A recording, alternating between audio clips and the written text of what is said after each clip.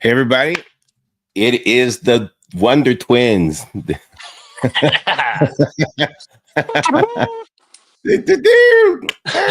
to go, people. Launched and loaded. Ready to go. Hello, Justin. Glad you're here from Texas. Listen, everyone, we're about to jump into some stuff.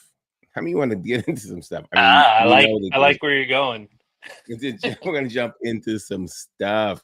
And we're going to jump into something that's going to change your mind. Sometimes we just get in there and we talk about different tools, different things. We're going to talk about a mindset shift today. And in that mindset shift, it should change everything you do. Everything. I think that's how I feel about it. Everything. Everything's going to be different. Steven, how are you doing, man? I'm doing I'm good. watching your episodes. I'm watching your episodes of the launch from the was it The from lot to the the lot block. to the block, right? From the lot to the block. That is such a hot episode. Jump on his Instagram and follow this transition in this growth, this expansion, this scale. And Yeah. he's walking us through it. He's giving some hints, some keys, some tools. I love it. How'd you come up with the idea? Probably ChatGPT, I think. Most likely. I had the concept in my head from another brand we follow named they're Softies in California. Same story Okay. as us. And I Okay. just started having a conversation with my AI friend and had some ideas, and the lot to the block just sound very street, very raw, and made It's sense. very raw, just in it's right there. You know what I loved about, just I heard about the um what are they're not called flea markets. They're they Farmers markets. the farmers markets. Yeah, I heard about you starting in the farmers markets, but I didn't realize you started off with frescas. You just started Yeah. off with drinks, Yeah. refreshing drinks for people. Yeah. Then, I can't tell everything, but this is how he launched. Yeah. Now, I thought, well, what did you have? What was your setup for refreshing drinks at the farmers market? It was a table, a tent. It was the 5 gallon buckets they call vitros. So it's just like a little container. Fruit, water, sugar, cups, and we were Listen, crushing it. It was crazy. listen, people, listen, people. I want you to catch the fact that you can start a business.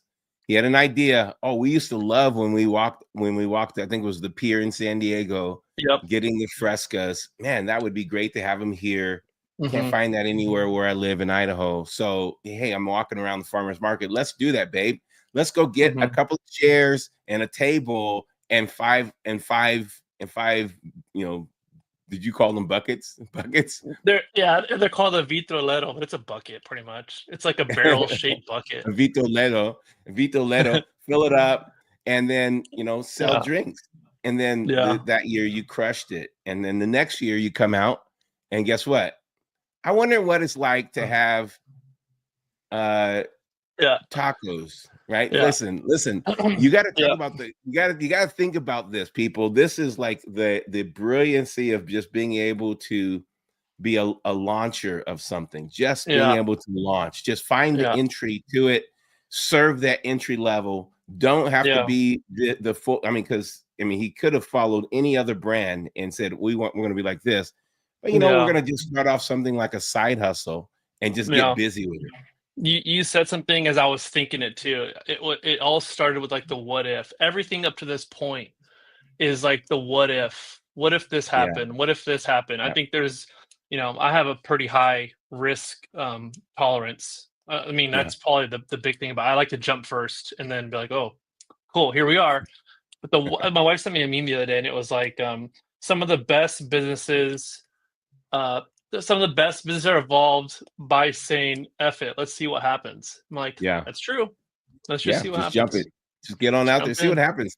And the thing is we should have learned something after the pandemic lockdown is that everyone's just trying stuff. Mhm. Everybody is just trying things. And now this is literally the best time to try things. You can try things and fail forward in front of people. I mean, even people who are failing can start online and just go, hey, listen, we're doing something, we're trying something. Come with us on the journey as we're trying it. And then just people rooting you on, even if Yeah. you're failing, you're not learning, you're learning something, you're not losing, you're learning and you're discovering it. Yeah. I think that kind of Yep. business, great. It's the income statement business. We're gonna get out there and we're just gonna make income, and we're gonna make income, and we're gonna put that income back in. We're gonna make a little bit more income, put that income back in, Yeah. and that's what you ended up doing, right? You end up Yep. putting that back in. Oh, Justin, look at What's that proverb? wait. Justin saying my specialty is cooking brisket. Come on, somebody. Everybody loves brisket, and Justin's from Texas. Justin, you better bring that. You better bring it. You better bring that. It's so good. Yeah, but the funny thing of Justin, sorry to interrupt. I want you to keep that thought, but Justin, you need to know that there's always going to be flux in what you have to produce. Like, so your meat price is going to go up. If you're a builder, the concrete went up. If you're a builder, then this wood went up. And if you're a car manufacturer, the chips that supply the computer went up. Everything is constantly in flux. So that's the mindset I want to help you with today, is that the meat is going to go up. Everything's going to go up. Everything's going to flux. Everything's going to move. There's always going to be something that can stop you and talk you out of it, but you've got to be able to talk yourself into it. And so anyway, Stephen, go ahead. I think you said something like, when you're learning, you're failing. What's that proverb? In all labor there is profit, all work there is profit. I think that's what it is, right? But it doesn't necessarily mean money profit, but you're learning something. You're acquiring some kind of a wealth of knowledge of, like, oh, that didn't work. Yes. But in all work, there is something to be had, one way or another. There is not one person business, even if it's a franchise. There is nothing, no business ever starts without having to move. We don't like the word pivot anymore, but that doesn't have to like adjust. You have to adjust. You have to move and adjust all the time. Yeah. And you have to, like, that system, it works in Texas, but that system doesn't work in Seattle, right? You can put horchata in a hat, in a cowboy hat in Texas, but you can't do that in San Diego, right? Yeah. There's always an adjustment. There's always something that you've got to adjust and do and make 100%. Yeah. So that's great. Well, Stephen, anything else you want to drop before I know we're running out of time? I just love it from your advertisement. And I just want to just say, driving a lowrider around the city in a parade is like an incredible advertisement. It is just that's like the best marketing investment I've ever made. It's like the best. And then, I don't think people really look at the intricacy of what you did, because you kind of told me what you're going to do. You bought this vehicle. You bought it off of Facebook or something. Just like $1,000. We were in Texas talking about this. You hyped it up, and you said, I'm going to do this rust thing to it. And then, the rust looks just awesome. It just looks so great. But then when you did this shot, and I know you wanted everyone to see it, but I don't think everyone thinks as intricately as you do, the shot of your hood into and you see the C that's right on your shirt in rust right on your hood. It just looks like a rust mark. But if you know your brand, your logo, it's just beautiful, man. It's just beautiful. Bro. I just love it. Thank you. I watched that probably 10 times. I watched it 10 times. I've watched it myself many times. I'm sure you did editing. It's funny because, like, the artistic side of it, me, that's my lane. Painting it. I'm not a gearhead at all. Yeah. And then after I started, I got it all looking good, I started driving, I was like, oh, this doesn't feel right. And there's all kinds of things I overlooked because I focused solely on the aesthetics. I was like, oh, I need new brakes. I need new thermostat. AI, how do I do this? It looks that's awesome. Well, but the thing is, and I think the other thing that's really part, even though you're absolute over the top creative, you use the way you use Chat GPT and AI is not like it doesn't kill and doesn't steal your creativity. You use it only as productivity, as a backdrop of thought-provoking, Hmm. I think you ask it prompts before it to give you more prompts for it to Yeah, prompt you, and it's and just a then you sounding get board like to me. Yeah. yeah, it's a sounding board, and then you throw something at it, it throws something at you, and then you go to work on that. And I think that's it's like having a team focus group in front of you of all of the people that are thinking around the world, and then it just comes back. And I want to just encourage you, if you anyone that's on here that you're creative and you have that's I think using it as a focus group, as kind of a sounding board, and then but allowing it to think through some of the real practical stuff so that you can stay in creativity and actually launch in another level of creativity Hmm. because some of the practical applications are there. I think that's a brilliant use. I've not found in very many creatives that are trying to get it to help them be more creative. They're just trying to skip processes. Yeah, And I yeah, think and that's a part of the whole having an AI assistant is to help you skip processes. But the fact is you should be able to just pull yeah, yep, more creativity into your space, right? yep. So, all right, man. You have anything else? I'm going to jump in, see if I can give Let's do the last few minutes to. That was fun, man. Thank you. Appreciate you, man. Awesome.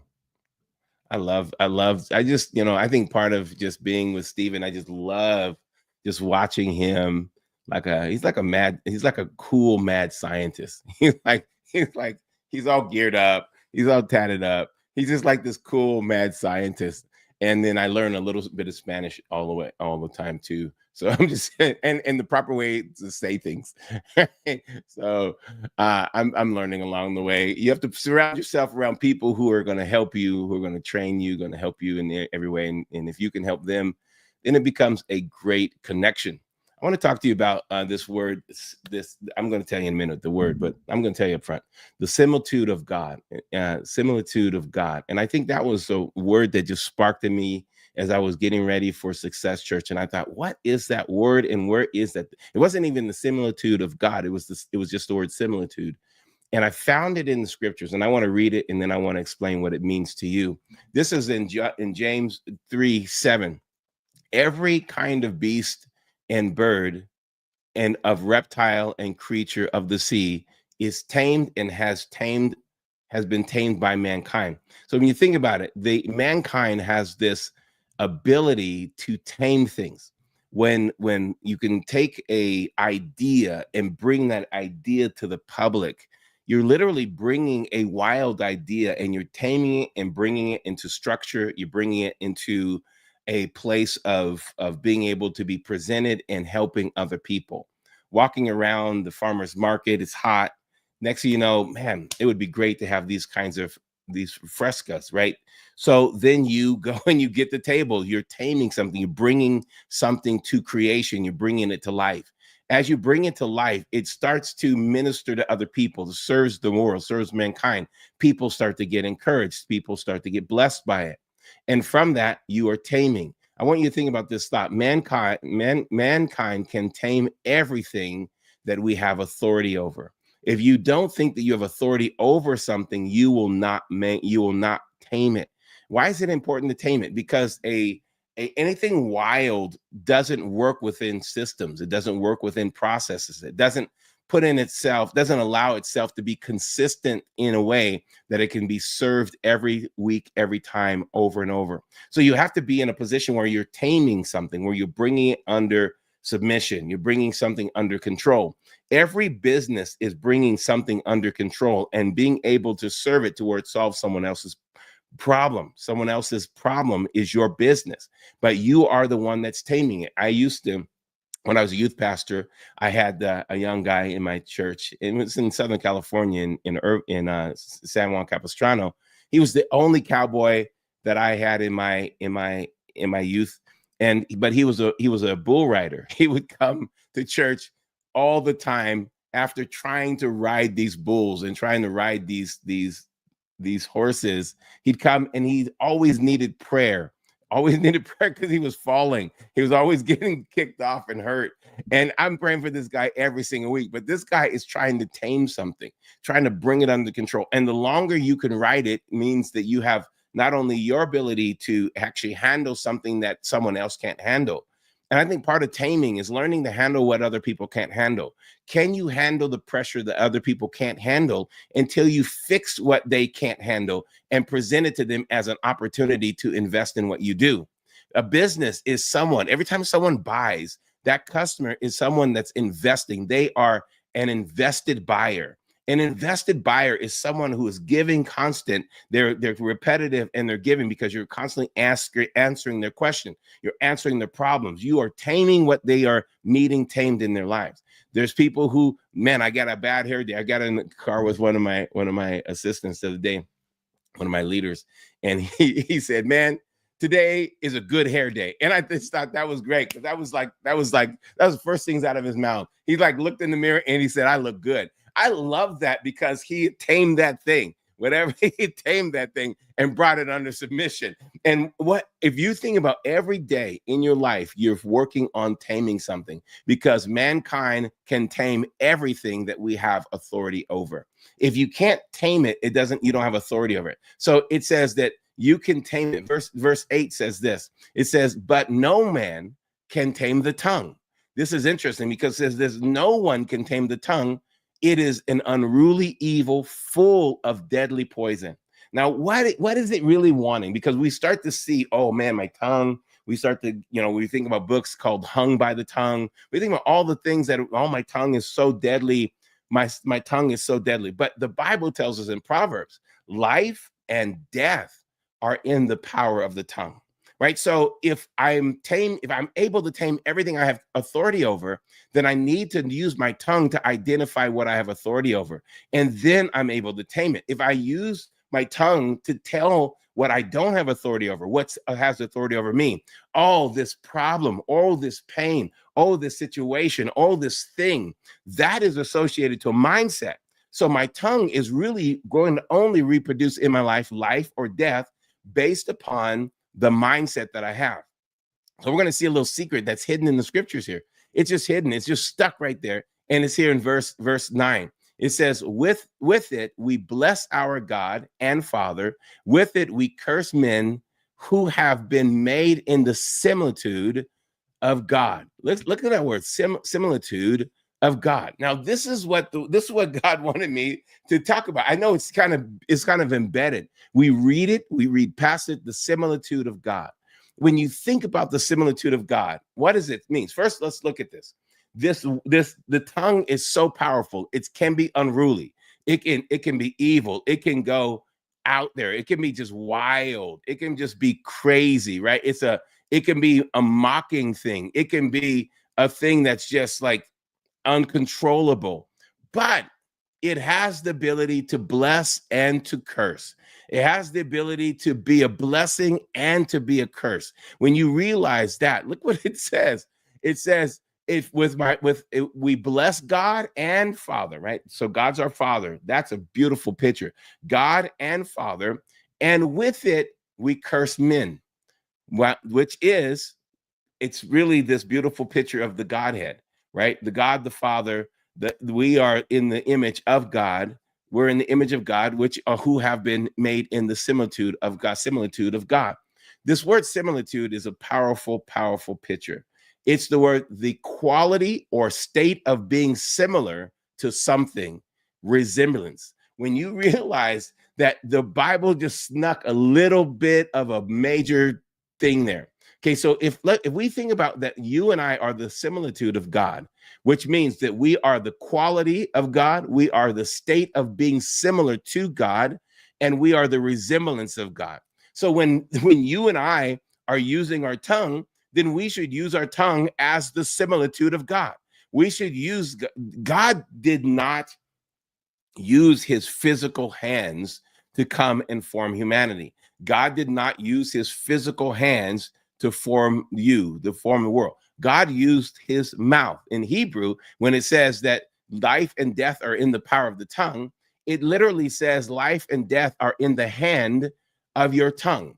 Your tongue is your hand. When you realize that your tongue has so much power in creation, that you have the power to create. What are you saying? Are you saying it's magic, hocus pocus? No, I'm saying that the moment you speak something out, there is a supernatural power that comes into creative being because you're of the similitude of God. If you're the similitude of God, that means when God spoke, everything was designed to do what he was speaking.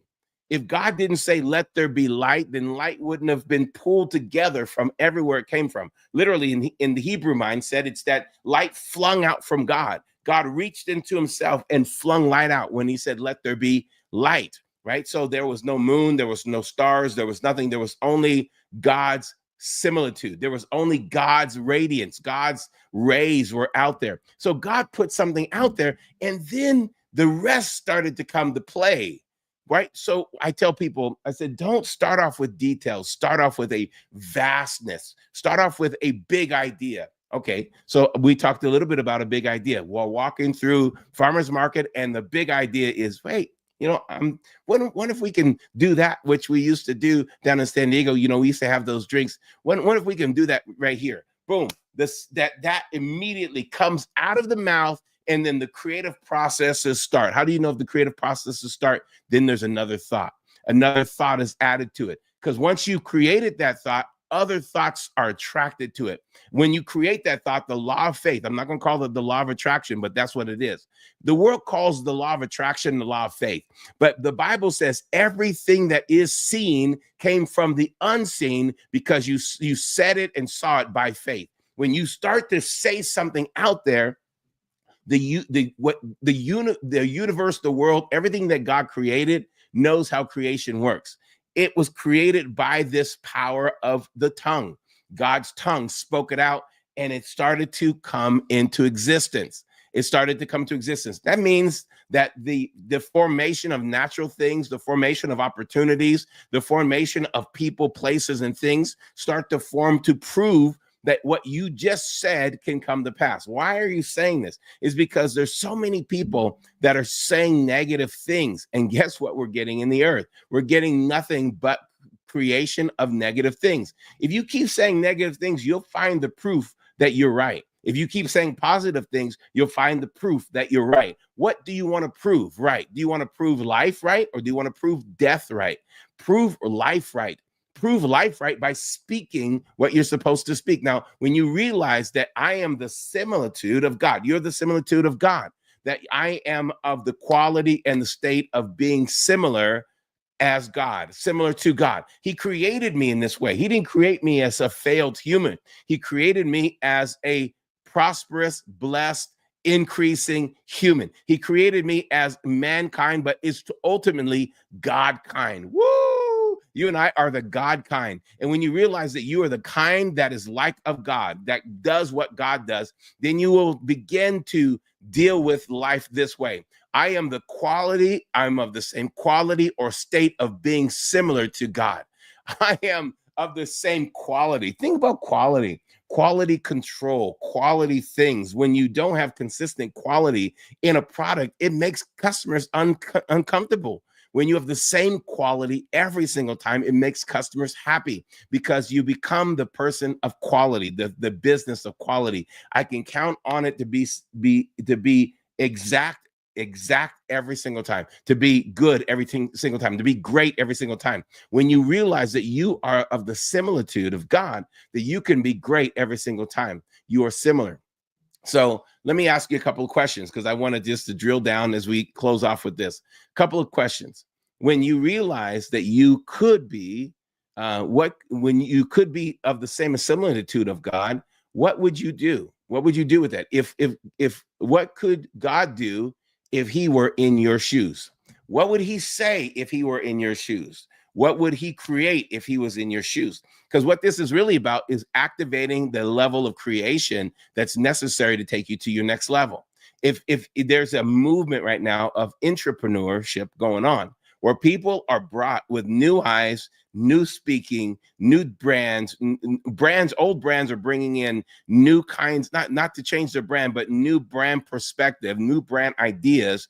They're bringing people into their companies that have been well established, and they want a fresh fire. So what they're doing is they're saying, now pioneer from here. If you had to pioneer from here, see, God has never done pioneering. He is never finished creating. When God said, let there be light, the formation of what could be light is continuing on. We went from from light in the sky to light bulbs to incandescent light bulbs to every kind of light bulbs to light rays to lights. You know, there's light is still producing. Things are still being created with that form of energy of life. So when you realize whatever God says never stops creating, it will never stop creating. God said it, and humanity will continually find ways to use what God said. Let there be light. Let there be this, let there be that. And so we're constantly taking what God said and we're being creative with it. When you realize what you say, this should activate in your life a consistent creative power in your organization. People should take what you say and become more inspired, more energized. If all they do is what you already thought of, then it is not enough fire in your business. There's not enough fire. If there's not enough fire, which means innovation, life, enjoyment, encouragement, fun happening. If there's not enough of that, then creativity is being choked out, and that's death. You don't want death, you want life. You want to keep speaking ideas to yourself, speaking ideas to your company, speaking ideas. Let that power of an entrepreneur come into your circumstances so you're constantly pioneering. You're not stuck. What would God do if he were in your shoes? Let's look at the next verse. The next verse says here, out of the same mouth proceeds blessing and cursing. So when you realize in your mouth is the power to bless something or the power to curse something.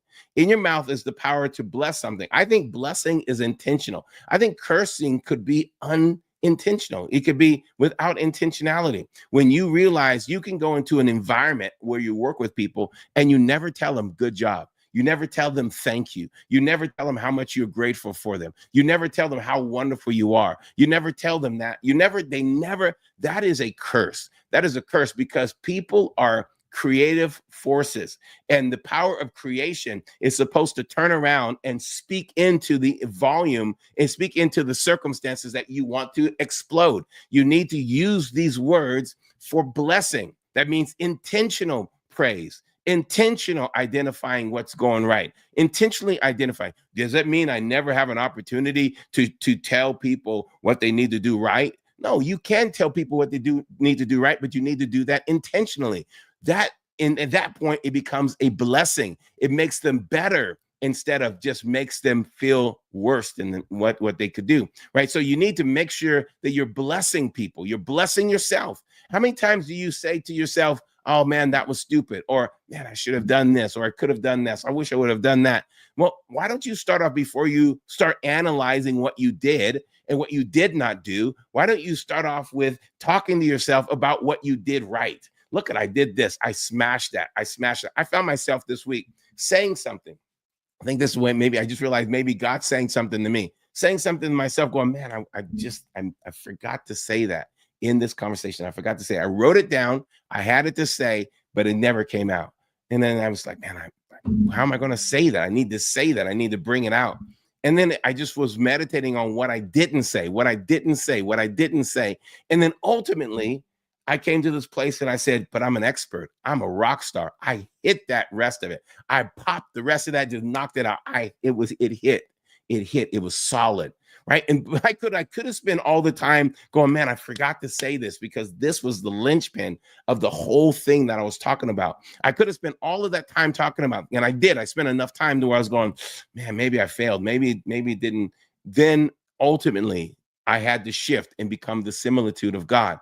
God's not talking about what he didn't create. He's talking about what he did create. God's not spending time in the beginning, let the heaven be, oh man, I should have said. No, he didn't spend time with that. He spent time with what he did say and what was being created, and it allowed it to continue to go forward. We need to make sure that we intentionally bless and we intentionally correct. I'm not going to say curse, but we intentionally correct. We bring things into correction intentionally, which will then become a blessing because it empowers movement towards what we want. And so it says here, my brethren, these things ought not to be so. You shouldn't use your tongue for blessing and cursing. You should use your tongue only for the sake of intentionality, which is blessing. I'm going to finish off with a couple of questions here.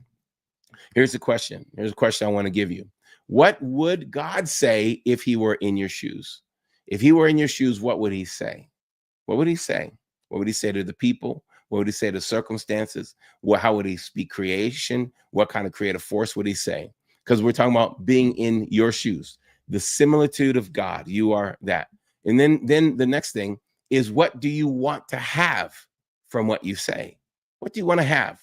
I want to have a successful business. I want to have a successful marriage. I want to have successful children. Well, what do you want to have? You have to identify the outcome, what you want. When you identify that, then you have to go to the next phase. These are questions that are giving you process, okay? What must you do to have it? What must I do to have what I'm saying? What must I do to have this? And then finally, what must you learn to do? What must you learn to do? What must you do? What must be done? I should have put a dash there. What must be done to have what you want? What the thing that you want to learn to do? What must you learn in order to do what you want to do? And what must you learn? What's the thing you have to learn? I wrote that wrong. Sorry about that. But we're going to fix that. So what must you learn? What must you learn? You have to learn something. You have to learn something. You have to do something. You have to learn something. What must you learn in order to do what you want to have, to get what you want to have, right? So how should you speak to create what you want to have? What kind of speech should follow you so that you can have what you want to have? So this is the encouragement. I want you to embrace the God image that you are. I want you to embrace the similitude that you are. I want you to be single focused. I want you to be single tongued. I want you to be single minded. And I want you to not have a forked tongue. The devil has a forked tongue because he says one thing and says another thing. It's split. It's sneaky, or it's unintentional, or it's divisive.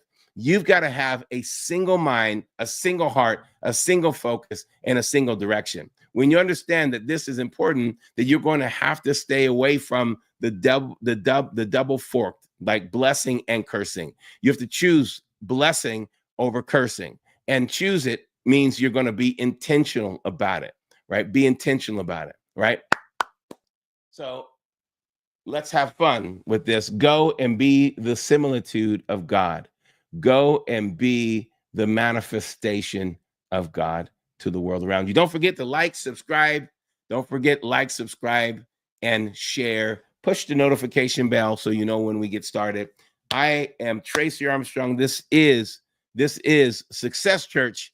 We're glad that you're part of what we do, and we're glad that this is helpful and a blessing to you. We'll be back next Wednesday, same time, same back channel, same rocky fight inside of us. We'll see you next time.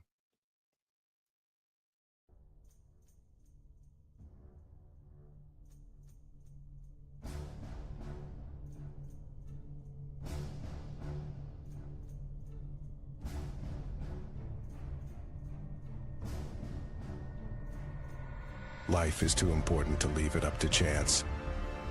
You and I are meant to live by design. You are a guided person with a divine purpose. You deserve to have input that matches your destiny. Imagine engaging with a decentralized media platform whose very purpose is to empower, educate, and entertain you as you live the most powerful and purposeful life designed by God. You're walking with destiny, and we're here to help you on the road that God has ordered for you. Imagine a platform that hosts music, ministry, movies, and marketplace content, all merging faith and entertainment. Join the movement of musicianaries and media missionaries, those who feel the restraint of the current media agenda and know that truth needs to be fought for and revealed to the world. Your destiny is calling, and the time is now. Let's partner together to establish God's kingdom through media. Destiny Channel, where faith meets entertainment.